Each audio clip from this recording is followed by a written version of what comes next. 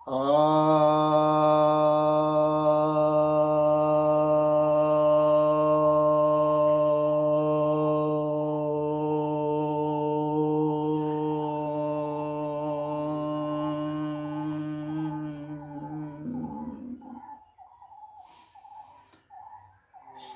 भक्तजनों को सब प्रेम।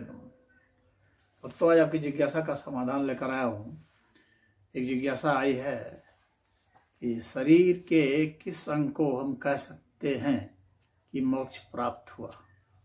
यदि हम कहते हैं कि मोक्ष हुआ तो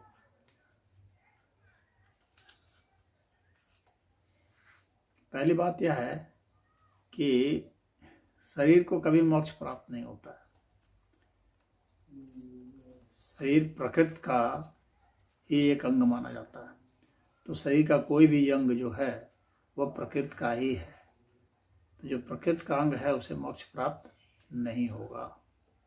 मोक्ष उसे ही होगा जो प्रकृति का अंग नहीं हो।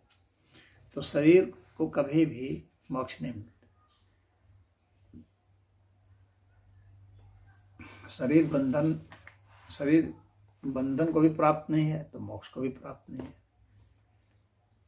मोक्ष तो जीवात्मा को प्राप्त होता है, क्योंकि बंधन में जीवात्मा ही बंधा है और वह जो है शरीर का कोई अंग नहीं है। जीवात्मा ने ही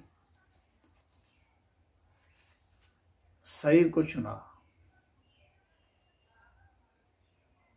तो शरीर को चुना तो शरीर से फिर वह शरीर के गुण धर्म उसमें आए, उससे वह प्रभावित हुआ। तो शरीर के गुण धर्म को ही उसने बंधन मान लिया, तो फिर वह जो है उससे मुक्त होने के लिए छटपटाया तो फिर मुक्त हुआ।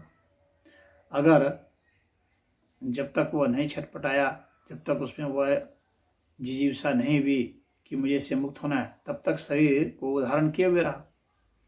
कितने हैं जो शरीर को धारण करते हैं, शरीर को बंधन नहीं मानते हैं, तो वो शरीर के साथ ही जीते रहते हैं, जन्मते रहते हैं, मरते रहते हैं। तो ऐसा नहीं है कि हर व्यक्ति जो है वो छटपटा ही रहा है मुक्त होने के लिए, ऐसा नहीं है। हाँ, यह जरूर है कि वो व्यक्ति दुख से मुक्त होने के लिए छटपटाता है। तो दुख से मुक्त होने के लिए छटपटाता है तो दुख पर फिर शोध करेगा।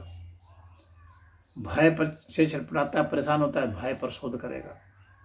क्रोध पर शोध करेगा, काम वासना पर शोध करेगा।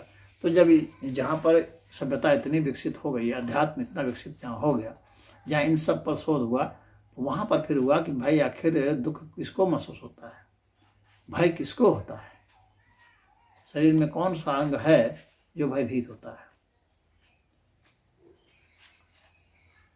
ये भय कहाँ से आता है। क्रोध, लोभ, मोह, ईर्ष्या, द्वेष, शोक कहाँ से आता है? जहाँ से आता है, जिसको आता है, किसको आता है, और जिसको आता है मुक्ति की बात भी वहीं उठेगी, उसी की उठेगी। तो यह जब प्रकरण चलता है, जब धीरे धीरे आदमी शोध करता है, ध्यान में जाता है, समाधि में जाता है, तो उसे पता लगता है कि वह कौन सा स्थान है, वो केंद्र बिंदु कहाँ है, वो किसको फील होता है। तो जिसको फील होता है वो मुक्ति की बात भी उसी की होती है। तो वही पाया गया है कि वह जीवात्मा को फील होता है, चित्त को महसूस होता है। तो जिस चित्त को महसूस होता है वही चित्त जो है फिर मुक्त होता है इनसे। तो शरीर के किसी अंग को मोक्ष की प्राप्ति नहीं होती है, जीवात्मा को होती है, चित्त को होती है। तो इसमें इतना ही। हरि ओम।